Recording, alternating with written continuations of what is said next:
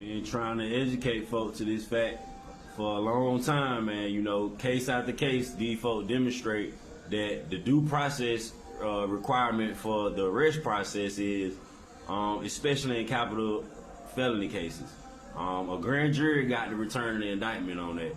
So if the grand jury failed to return the indictment in the case, then that means the court lacks jurisdiction, subject matter jurisdiction, to try, sentence, or convict anybody in that case. The process is supposed to go grand jury because now you have an opportunity to present this evidence that you of the allegations, to support the allegations, to a grand jury to see if they see fit to return a true bill to bring enough evidence and ultimately an arrest warrant to make an arrest in the circumstance. All right. If that don't take place, then what you have done is you effectively allowed the state to get around or circumvent their burden of satisfying all the elements of the crime that the charges that they intend to charge you with.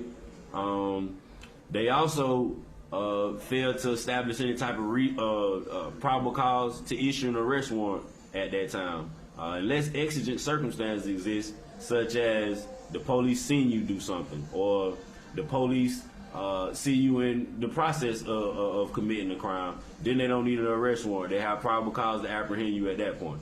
Okay, but minus that, in a capital case, being any case that you face in life in prison or the death sentence, that's considered a capital case.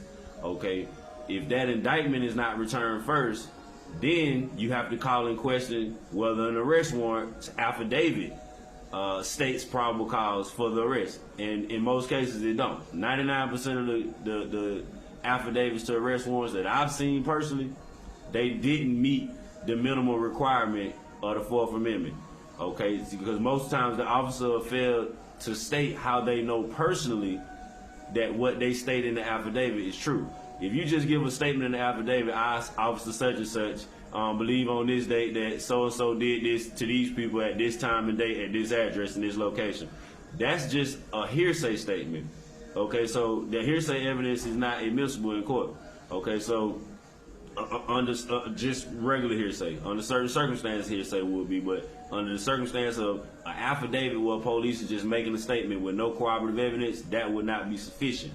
Okay, so if you look at cases like with Lil Jeff and Young Thug and their YSL case, they wasn't arrested prior to indictment. If you look at Trump and his 18 co-defendants, they wasn't arrested prior to indictment. If you look at James Comey case, no arrest prior to indictment. Now, why was we sitting in jail before indictment? Ask yourself that. Okay, Garmin versus Lumpkin County, it's 11th Circuit judicial case that took place in 1989. And in that case, on page 1409, they actually state how the procedures are supposed to go.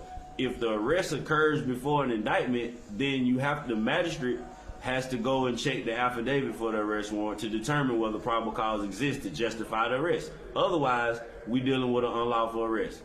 Now, what if I tell you that 99% of the people that's incarcerated right now in prison, especially in Georgia, is here unlawfully?